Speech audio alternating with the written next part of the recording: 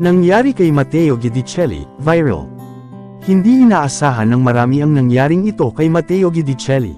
Si Matteo ay isang kilalang aktor, modelo, singer at host sa Pilipinas. Nagsimula ang karera sa Star Magic ng ABS-CBN noong 2006. Nakilala siya sa mga teleserye tulad ng Agua Bendita at Dolce Amore. Pati na rin sa mga pelikula, bago lumipat sa Viva Artists Agency noong 2019.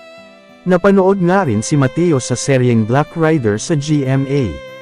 Siya ay ikinasal sa singer na si Sara Geronimo noong 2020. Nagtapos ng bachelor's degree in marketing management, nag-aral sa Harvard Business School. At isang reservist sa Philippine Army na may ranggong second lieutenant. Parte ang aktor ng 1st Scout Ranger Regiment o Scout Rangers. Naibahagi nga noon ng aktor ang kanyang hirap sa training.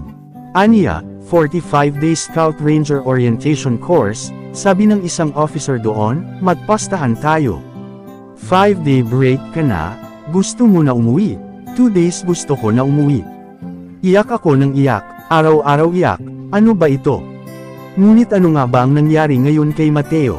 Kabado nga ang maraming netizen sa isang post na ibinahagi kahapon ni Matteo sa kanyang social media account. Makikita sa kanyang post na inararo ng isang SUV ang alfresco area ng The Johnny Cucina Italiana. Ang restaurant na pagmamay-ari ni Agenda anchor Matteo Guidicelli. Ayon kay Matteo, bandang alas 4 ng hapon nitong February 8, nang aksidenteng araruhin ng sasakyan ang nasabing Italian restaurant, na matatagpuan sa Alabang, Muntinlupa.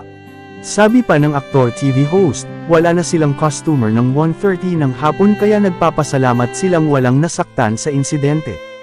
Mababasa nga sa post ng aktor, aniya, 2 of our staff members were inside the restaurant pizza oven area. And were immediately brought to the hospital for medical check, thankfully. There are no serious injuries, and they are currently being taken care of. Dagdag pa niya, limitado lamang sa bandang labas na bahagi ng restaurant ang pinsala. Kaya nananatiling bukas ang kanilang indoor dining area. Pansamantala namang isinasara ang alfresco section para sa kaligtasan at pag-aayos nito. Aniya, the damage is limited to part of the restaurant's exterior. Our interior dining area remains open, while the alfresco side is temporarily closed for safety and repairs. This serves as a reminder to all of us, no matter where you are, always stay alert. Nagpasalamat din si Matteo sa Diyos sa aniyay proteksyon ipinagkaloob sa kanila.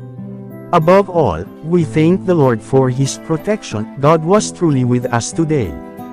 Thank you for your concern, prayers and continued support. Please keep safe, everyone.